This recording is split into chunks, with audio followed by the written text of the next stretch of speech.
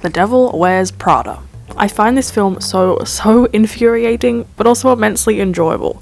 Infuriating because it's full of ludicrous beauty expectations and standards, where sizes 2 and 4 are the norm and where the considerations of normal human beings are completely overlooked and there is simply no room for human error. Enjoyable because of the film's catchy pacing and absurdity of it all, but then kinda just sad because it's semi-based on a world which does exist. The start of the film is my favourite part, because along with Anne Hathaway's character Andy, we are laughing, sniggering and just utterly bemused at the foreign world which she almost accidentally steps into. The film begins by depicting the very relatable phenomenon of starting a new job and having the pace and jargon of that particular world be the most foreign thing you've ever encountered. When coincidentally, your brain ever so helpfully turns to mush when you're under a mountain of expectation, making you unable to remember even your own name. But as the film picks up pace and seems to show just one too many montages of Andy scouring New York City for the next ludicrous request from Miranda, peaking no less at her request for the unpublished Harry Potter manuscript. I mean, come on, what world is she living in? You just have to refrain yourself from eye-rolling for the 100th time. As Andy transforms into a more than comparable member of the Runway magazine team, which we were meant to never see coming, it becomes apparent that the viewer and her once friend group are the only people with their heads screwed on straight. The ideals which Andy once laughed at, she adopts for the sake of experience and resume gold, but in doing so grate away at her integrity and wholesome personality we initially grew in love with. The workplace Miranda orchestrates seems to hold a hot pot of toxic ideals regarding beauty standards and just generally what it means to be a nice human being. Yet through watching the film we see that just like the monumental decisions Miranda makes regarding which blue belt to pick, all of which trickle down and invade the lives of those living in a big city or small island. Perhaps not on such an extreme scale of actually being a size 2 for example, but like Andy's lumpy blue sweater are almost unavoidably picked up by people everywhere who live in this Western influence world. The Devil Wears Prada presents to us a microcosmic world which we laugh at in the context of the film, yet interact with and are influenced by inevitably as we live out our lives. I find Miranda utterly intolerable, yet occasionally wise as she points out that a man in her job wouldn't carry nearly the same reputation as she does of being emotionally distant, rude, indescribable, and incredibly insensitive to the needs of others. Empathy is something she seems to seriously lack, but it's just a film, and the extremity of this character is ultimately needed to balance the transformation of Andy, so that when Miranda sits in her with the car at the conclusion of the film, telling her that she sees a great deal of herself in Andy, we are left shaking our heads saying, "Nuh-uh, big time." The Devil Wears Prada actually does contain a splashing of different dishes in its 2 hours Honeybunches, which might be surprising considering it is a film which contains a character who says that her new diet revolves around not eating anything at all, and then when she feels faint, she eats a cube of cheese. But don't worry, the food I have veganised has not involved a cube of cheese. Let me stop talking about the film and let me show you which things I did add a plant-based twist to in The Devil Wears Prada, but vegan.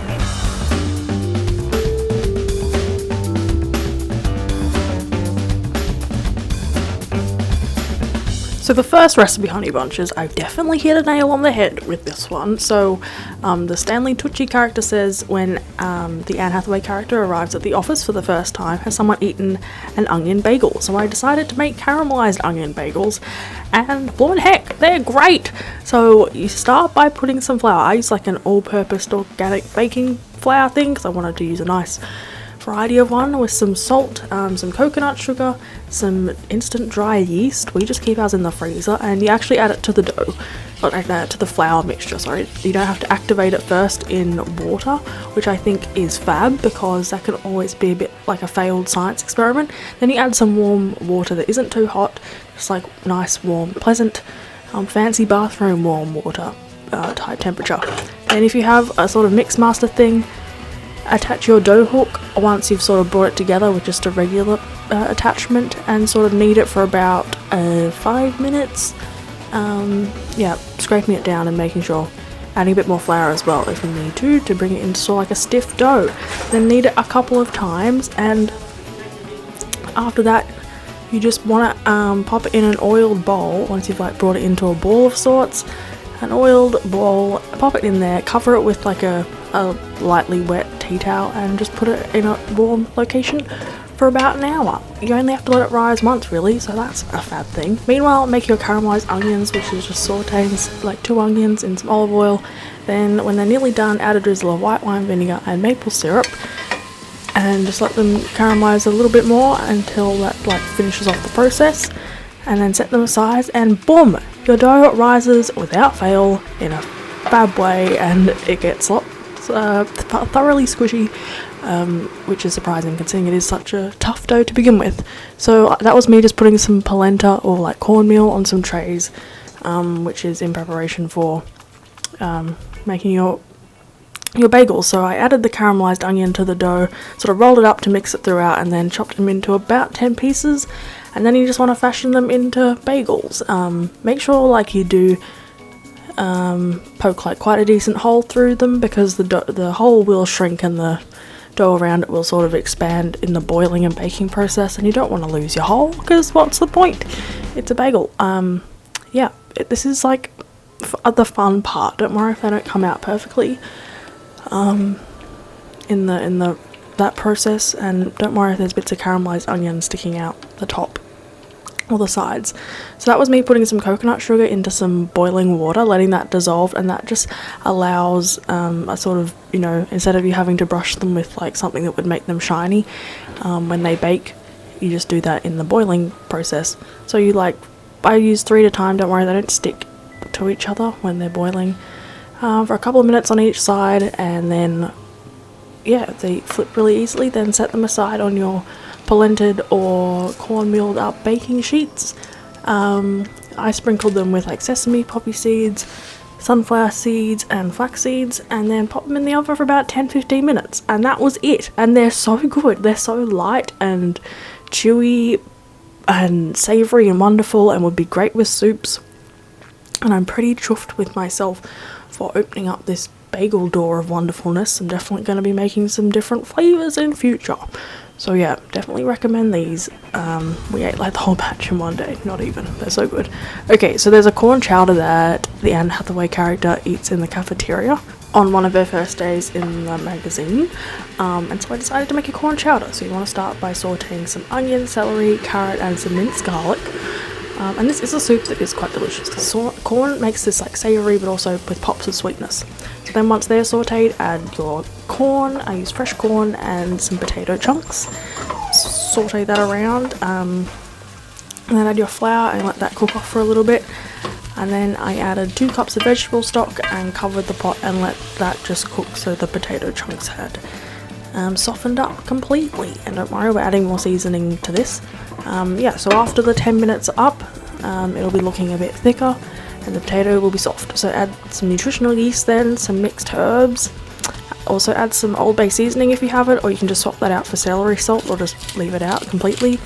A fair chunk of pepper and salt, and then a bit of unsweetened soy milk for creaminess, and about a tablespoon of coconut cream to even give it a bigger creamy kick.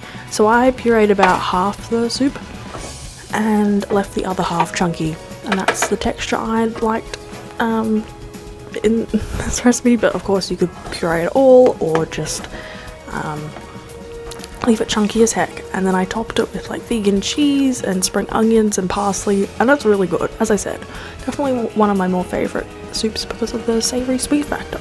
So I finished off this Devil Wears Prada but vegan recipe selection by making some seriously good chocolate cupcakes with fluffy white icing, vanilla icing that Andy makes. Well, she brings one home as a present for Nate, her boyfriend, when she misses his birthday completely. So you want to start by, it's just a matter of putting the dry ingredients in one bowl, the wet ingredients in another, and mixing the two together. Yeah, this recipe makes about 8. I have like 4 top-notch cupcake recipes on my blog, but this one is refined sugar-free and uses coconut sugar and maple syrup. And also the icing has a bit of a different nifty element to it, which makes really refreshingly vanilla, fabulous, yeah, icing that's brilliant. So once your cupcakes cooked, leave them to cool, and then the icing has coconut cream, like the hard stuff from the top of a can of coconut milk, or coconut cream, preferably chilled, add some vegan butter, some vanilla extract paste, whatever you have, and icing sugar, and just the coconut cream in it, yeah, it makes it super fab. It's not like super coconutty, it just sort of makes it lighter, and yeah, a great thing to do. If you haven't tried it already, then I sprinkled it with some cocoa, and that was it. Them top-notch cupcakes. Yeah, super good, highly recommend. And that's them honey bunches, definitely better than the traditional way of making them. Thank you for letting me show you some of these vegan, sometimes very New York, sometimes very hospital bed, but utterly delicious recipes inspired from the film Honeybunches. And thank you for the love and ongoing support with these videos, Honeybunches. I majorly appreciate the love and enthusiasm you have for these that you share with me on a daily basis. I hope this finds you doing super well and doing something every day that is what you want to be doing with your time. I'll see you in the next one, Honeybunches. In the meantime, on my Instagram, Honeybunch of Onion Tops. Catch you super soon. Thank you to the moon and back for watching. Bye!